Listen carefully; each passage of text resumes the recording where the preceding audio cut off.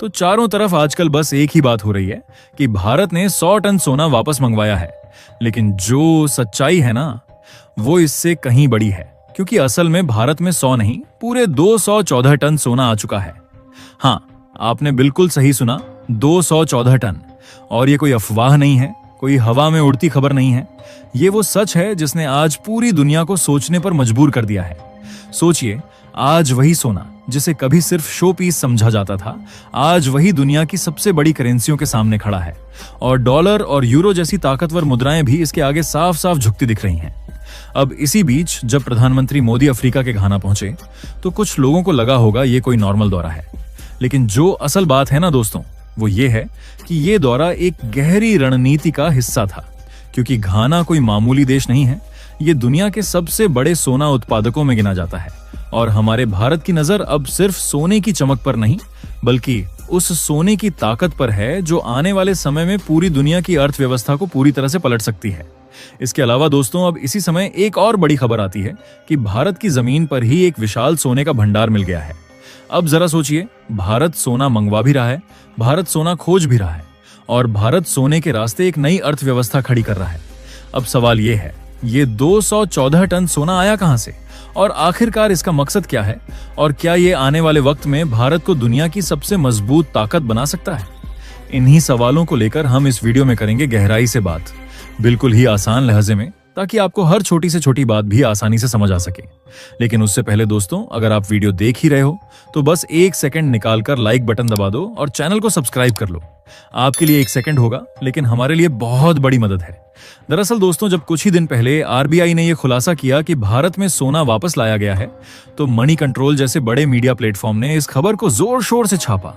उन्होंने हेडलाइन में साफ साफ लिखा कि 100.32 टन सोना जो पहले विदेश में रखा गया था, अब वापस अपने देश भारत की जमीन पर सुरक्षित पहुंच चुका है। अब जिस किसी ने भी यह खबर सुनी या पढ़ी, उसने दिल से भारतीय रिजर्व बैंक को बधाई दी।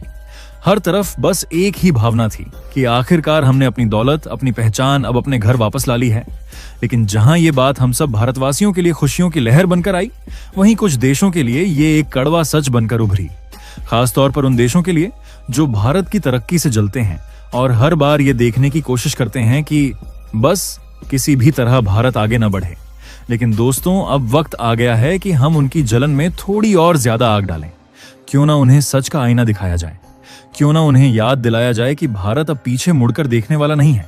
और इसी काम की शुरुआत खुद प्रधानमंत्री मोदी कर चुके हैं। जी हाँ, दरअसल जैसे ही सोने के भारत लौटने की खबर आई, उसी वक्त प्रधानमंत्री मोदी पूरी तैयारी के साथ अफ्रीका के घाना की 2 दिवसीय यात्रा पर निकल पड़े। अब ये सिर्फ एक डिप्लोमेटिक विजिट नहीं था, बल्कि ये एक सोची समझी रणनीति थी। क्योंकि जिस घाना देश की बात हो रही है, वो कोई आम देश या फिर कोई ऐसा वैसा देश नहीं, बल्कि वो दुनिया का 6ठा सबसे बड़ा सोना पैदा करने वाला देश है। और ये बात अब आप स्क्रीन पर साफ साफ देख सकते हो, जहां आपको वो टॉप 10 देश दिखेंगे जो दुनिया में सबसे ज्यादा सोना निकालते हैं। अब इस लिस्ट में सबसे ऊपर है चीन, जो हर साल लगभग 368 टन सोना प्रोड्यूस करता यानी निकालता है। वहीं दूसरे नंबर पर है हमारा खास दोस्त रूस, जिसका आंकड़ा है लगभग 331 टन। लेकिन अब यहां जो बात सबसे ज्यादा ध्यान देने वाली है, वो ये कि 6ठे नंबर पर आता है घाना। जी हां, वही घाना जो हर साल अपनी धरती से लगभग 138.7 टन सोना निकालता है।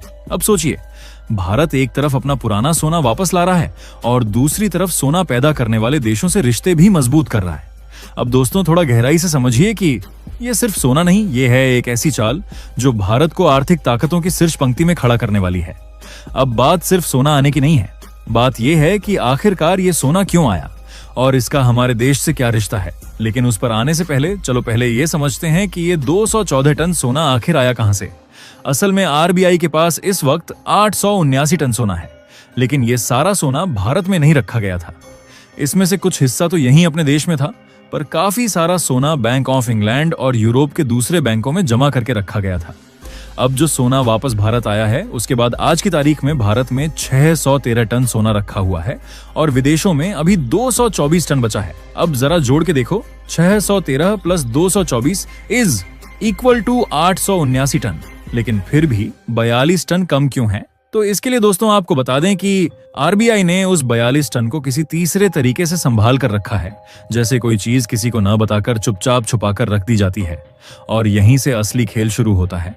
पहले भारत का ज्यादातर सोना विदेशों में पड़ा था, लेकिन आरबीआई ने 2022 से इसकी वापसी पर काम शुरू कर दिया था।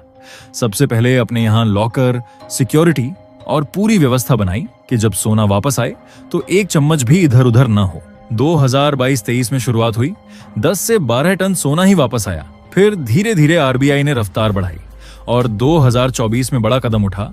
एक साथ करीब 100 टन सोना इंग्लैंड से भारत लाया गया और ये 1991 के बाद पहली बार था जब एक साथ इतना सोना वापस लाया गया।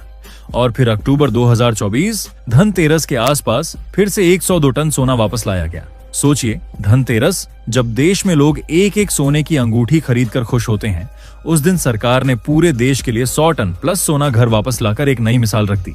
अब इन दो बड़ी खेपों और पहले की छोटी वापसी को मिलाकर 2020 से 2024 के बीच कुल 214 टन सोना भारत आ चुका है। आरबीआई ने साफ साफ कहा है कि हाल फिलहाल दुनिया में जो कुछ भी हो रहा है, उस हालत को देखकर और अपने देश की दौलत को अपने ही जमीन पर महफूज रखने के लिए ये जरूरी हो गया था। हाँ, अभी भी थोड़ा सोना बाहर रखा है क्योंकि विदेशों से लेन देन में काम आता है, लेकिन ज्यादातर सोना अब अपने देश में लौट आया है।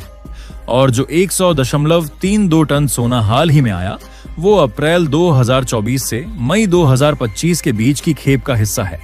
मतलब साफ है, आरबीआई अभी भी धीरे धीरे और सोना ला रही है और मुमकिन है कि जब भी आप लोग ये वीडियो देख रहे हो, तब तक ये आंकड़ा अब 250 से 300 टन तक पहुंच चुका हो। अब चलो, वो सब तो ठीक है, लेकिन दोस्तों अभी भी एक छोटी सी दिक्कत बनी हुई है और वो ये है कि आरबीआई ने आज तक ये बात खुलकर कही ही नहीं कि अभी तक कुल कितना टन सोना वापस लाया गया है। शायद यही वजह है कि कहीं कोई कह रहा है 214 टन आया, कहीं कोई कहता है 250 तक पहुंच गया है, तो कहीं कोई और ही गिनती पकड़ा रहा है।